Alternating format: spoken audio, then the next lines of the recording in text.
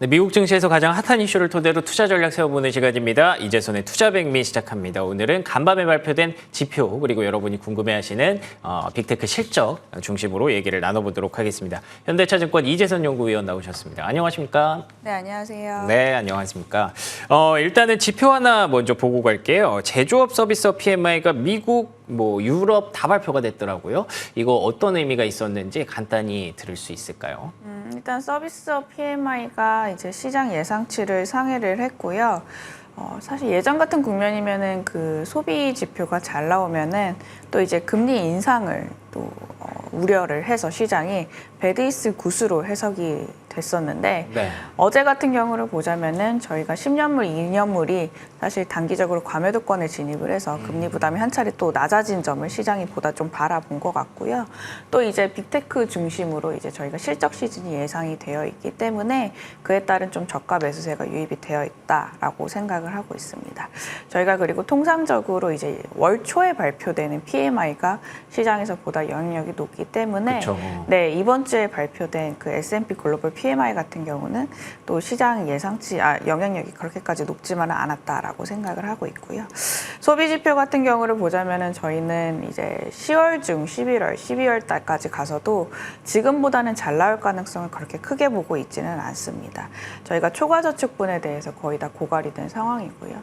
지금 8월 달, 9월 달 연달아서 확인된 임금 상승률도 이제 시장 예상치 컨센을 하회하는 수준이었기 때문에 이제 사람들도 더 이상 이제 지갑이 두둑하지만 않을 거는 같고요. 그쵸. 그래서 생각 외로 이제 저희가 연말 시즌에 있어서 또 소비의 모멘텀을 또 기대하기 마련인데 시장이 이제 생각했던 것보다도 소비가 조금 더 약화될 가능성이 있다라고 생각을 하고 있고요. 이게 그렇다면 주식시장 입장에서 부정적이냐라고 봤을 때 저는 그렇지는 않을 거다라고 생각을 하고 있습니다. 최근에 이제 시장에 부담을 안겨주었던 건 결국에 금리고 금리에 대해서 이제 추가적인 레벨이 좀 낮춰지게 되려면 저희가 소비 모멘텀이 어느 정도 좀 둔화가 되어야 되는데 그게 안 됐었고요. 근데 이러한 지표들이 확인이 된다라고 했을 때는 금리 부담이 낮아지고 연준의 또 무리한 긴축 가능성을 낮춰주는 요인이기 때문에 증시 입장에서는 또 밸류에이션 부담이 좀 덜어지게 된다라고 생각을 하고 있습니다. 맞습니다. 배드 이즈 굿이라는 게 계속해서 좀 유지가 되고 있어요. 그렇기 때문에 시장에서 계속 좀 나쁜 지표를 기다려야 하는 그런 안타까운 상황이기는 합니다만 어쨌든 그게 좀 순차적으로 나오기를 일단은 기대해 보도록 하겠습니다.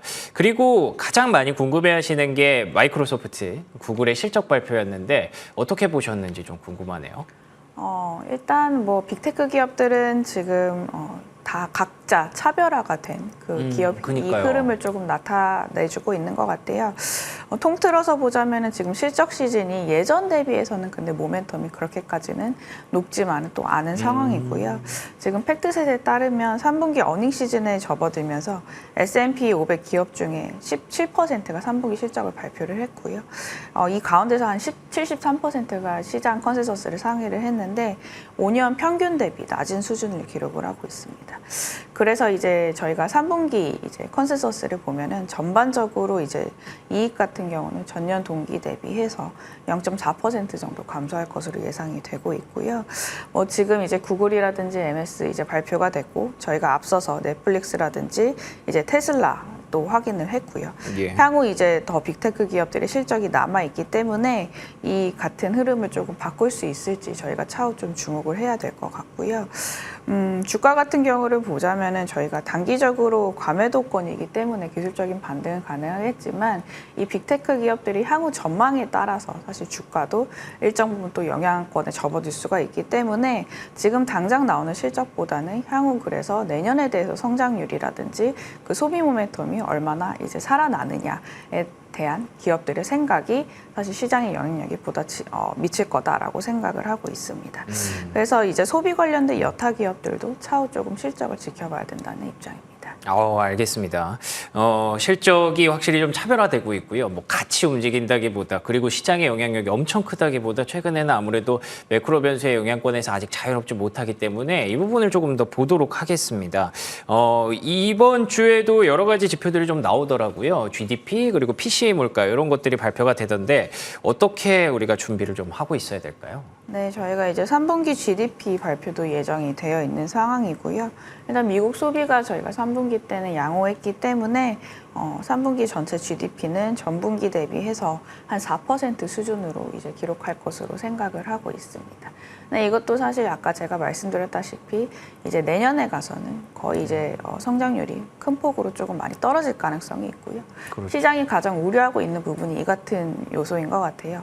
저희가 이제 예전보다는 생각 외로 또 이제 소비가 좋았기 때문에 기업이익 추정치가 더 컨센이 상향 조정됐었던 구간이 이제 저희가 직전 2분기, 이제 3분기까지였는데 이제는 소비 관련된 모멘텀이 이제 금리 레벨이 한 차례 더 높아지면서 둔화될 것이라는 우려감에 지금 EPS 추정치도 그렇게 반등을 하지는 못하고 있는 상황입니다.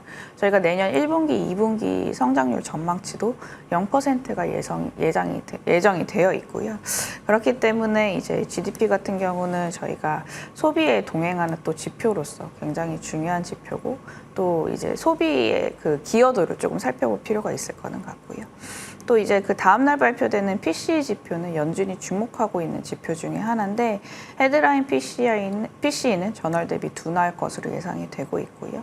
근원 지표도 보자면은 전반적으로 전년 동기 대비해서 좀 낮아질 가능성이 높기 때문에 사실 이제 물가 부분에 대해서는 크게 우려는 하고 있지는 않은 것 같습니다. 전반적으로 기울기가 CPI라든지 PCE가 우하향하는 흐름을 보여주고 있어서요. 연준의 그 무리한 긴축 스탠스는 그렇게까지 시장이 높게 보고 있는 것 같지는 않고요. 이제는 그 금리 부담에 따른 그래서 경기의 둔화폭이 얼마만큼 길게 이제 진행이 되고 또 폭이 얼마만큼 깊어지느냐에 대해서 시장이 조금 지금 고민이 필요한 구간이다라고 보시면 될 것 같습니다. 알겠습니다. 참 매크로 얘기를 하다 보면 참 복잡하기는 합니다만 그래도 굳이 하나만 보자면 말씀하신 대로 금리의 영향 계속해서 찾아봐야 될 것 같은데요. 이 영향이 조금 있지 않을까 싶은 이슈 중에 하나가 11월을 앞두고 있는 상황에서 예산안과 관련해서 다시 한번 분명히 또 변동성이 있을 거라고 다들 보고 계시거든요. 이 부분은 어떻게 대응하는 게 좋을까요? 11월 중순 전후로 이제 관련 이슈 때문에 증시의 변동성이 좀 한 차례 높아질 가능성을 염두를 해야 되지 않을까 싶고요. 네, 이 금리 변동성이 저희가 이제 연준에 있어서의 그 생각을 약간 읽기가 쉽지 않다 뭐 이런 쪽으로 해석하기보다는 지금은 사실 수급 이슈가 더 부담이 되고 있기 때문에 이거에 직결된 이제 정치권의 이슈에 대해서 이제 금리 방향성이 보다 민감해지고 있다라고 생각을 하고 있습니다. 바이든 같은 경우를 보자면은 지난주에 이제 그 추가 예산을 의회에 요청을 했는데 이스라엘과 우크라이나를 지원하는 그 패키지 지원안을 요청을 했거든요. 근데 이게 아직까지 조금 시장에 우려가 되고 있는 부분이 저희가 하원 의장이 선출이 되고 있지 않은 상황입니다. 그래서 선출이 늦어질수록 저희가 긴급 예산안도 그렇지만 긴급 예산안을 포함한 2024년 전체 이제 예산안에 대해서 통과 자체를 못하기 때문에 이거에 대해서 좀 시장이 많이 우려를 하고 있는 것 같고요. 또 이제 하원 의장이 선출이 된다라고 하더라도 지금 누구한테 얼마를 지원할 건지에 대해서 조금 많이 갈리는 것 같아요. 민주당 그렇죠. 같은 경우를 보자면은 이제 공화당과 마찬가지로 이스라엘에 대해서 지지하는 거는 사실 동의를 하고 있는데 문제는 저희가 우크라이나 지원한 패키지에 대해서 민주당과 공화당이 좀 갈등이 많이 빚어지고 있기 때문에 이 부분에 대해서 좀 많이 시장이 우려를 하는 것 같고요. 예. 만약에 이제 예산안 통과가 또 늦어지게 된다면 저희가 그간 이제 직전 단계에서 우려했던 미국의 또 셧다운 가능성이 불거질 그렇죠. 수가 있고 그게 장기화가 된다라고 했을 때는 이미 지금 소비 모멘텀이 조금 둔화될 가능성이 높은 구간에서 또 이제 경제적인 충격을 줄 거라는 또 리스크가 또 부각이 될 가능성이 높습니다. 그래서 이제 가장 베스트 시나리오는 민주당과 공화당이 이제 지원한 패키지에 대해서 완만하게 또 합의를 하고 보다 지금보다는 조금 긴축적인 예산을 통과시키는 게 아무래도 내년에 있어서의 재정 적자 부담이라든지 이런 거를 좀 옅어지게 만드는 요인입니다. 그래서 이 부분이 좀 베스트 시나리오인 것 같고요. 그게 아니라고 했을 때는 일단 그 패키지 지원안을 포함한 전체 2024년 예산안 통과가 12월 달 전으로는 조금 진행이 돼야 되지 않을까 싶습니다. 이게 통과가 돼도 문제고요. 늦어져도 문제. 그렇기 때문에 11월에는 조금 변동성 우려를 갖고 일단은 임해야 될 것 같은데 그러면 저희의 전략은 어떻게 될까요?